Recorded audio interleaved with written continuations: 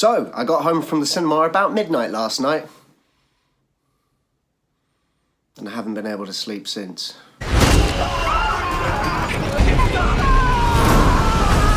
And now neither will you. Welcome to Matt Blair Reviews.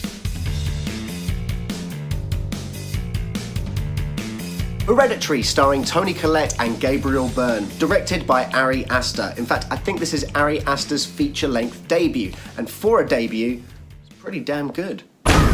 Oh my God, what's that?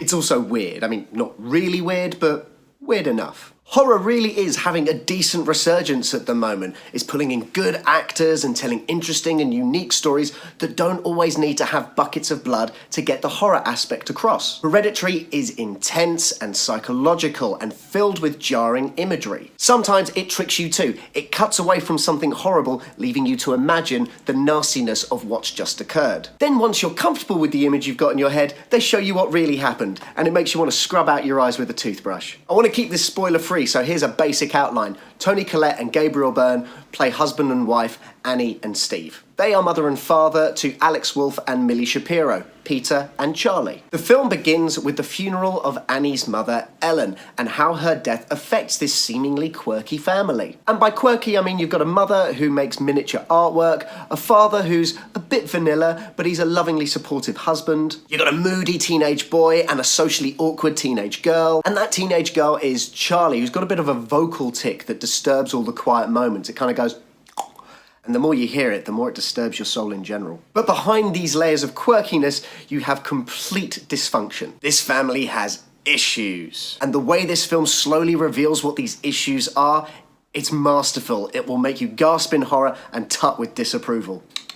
Director Ari Aster has described this film as a family tragedy that curdles into a nightmare. And that's a fair assessment. It's creepy, upsetting, and relatable family drama. In fact, if you take away all the horror elements of this film, you still have a solid take on family dysfunction in the face of trauma and grief. It's fascinating to watch unfold. But this is a horror movie, and as a horror movie, it's rather slow-paced, and I don't mean to say that in a negative way. It's still incredibly intense, and that's partly down to the sound design, which is incredibly visceral and atmospheric. I mean, it has your skin crawling from the moment the film starts. And the performances on display are all high caliber too. Gabriel Byrne is the most understated here, but he still has his moments. Alex Wolff is a particular standout. His character almost starts off in the background to start with, but the way he starts to evolve, it takes you to a place that you're not really expecting. Millie Shapiro as Charlie brings in a layer of creepy without over-egging it. She's actually a rather innocent soul who's just dealing with the death of her grandmother. It's